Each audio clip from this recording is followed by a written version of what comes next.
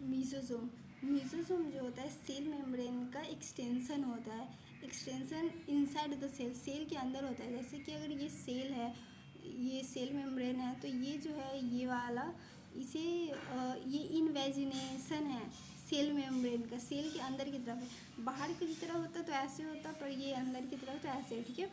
और ये जो होता है एक मीसोसोम कैरेक्टरिस्टिक फीचर होता है प्रोकैरियोटिक सेल का, क्योंकि यूकैरियोटिक सेल में ये नहीं पाया जाता है। ओके, इसके 3 फॉर्म हो सकते हैं, या तो ट्यूब्यूल हो सकता है, या फिर वेसिकल, या फिर लैमेले। ये वाला जो स्ट्रक्चर है ये ट्यूब्यूलर है, ये ट्यूब्यूल है, ये वाला वेसिकल है। वेसिकल का स्ट्रक्चर इस तरह का होता है, और ये लैमेले है। ओके, ये लैमेले है। अब एक एक करके इसका वर्क पढ़ना है कि इसका फंक्शन क्या होता है। तो जो ट्यूब्यूल होता है वो डीएनए रेप्लिकेशन में या फिर डीएनए डिस्ट्रीब्यूशन में काम हेल्प करता है। जैसे कि ये न्यूक्लियस, ये उसका न्यूक्लियस है, ठीक है, न्यूक्लियोइड। तो as you know prokaryotic cell में न्यूक्लियस नहीं होता है, ये न्यूक्लियोइड है, ठीक है।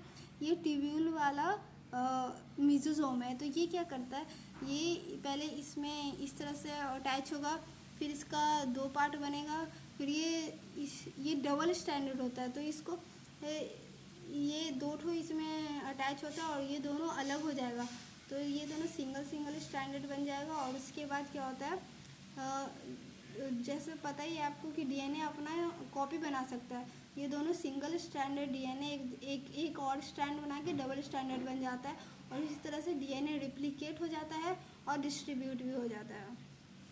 अब विजाइकल का क्या काम होता है। विजाइकल जो होता है ट्रांसपोर्ट में या सिक्रेशन में हेल्प करता है, और ये सेल वॉल के फॉर्मेशन में भी हेल्प करता है। उसके बाद है लैमेले जो होता है वो सरफेस एरिया इंक्रीज करता है। एज यू सी, ये देखो यहाँ पे कितना ज़्यादा सरफेस एरिया, तो ये सरफेस एरिया इंक्रीज करता है।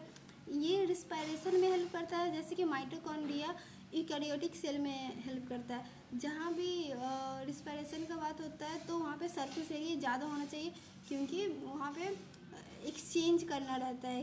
ओके, एक्सचेंज ऑफ गैसेज होता है। तो यहाँ पे ये माइटोकॉन्ड्रिया जो यूकैरियोटिक सेल में काम करता है, सेम काम लैमेले करता है प्रोकैरियोटिक सेल में। और ये इसमें इंजाइमेटिक कंटेंट भी बहुत ज़्यादा होता है। ओके, क्योंकि यहाँ पे सरफेस एरिया ज़्यादा है, दैट्स ऑल।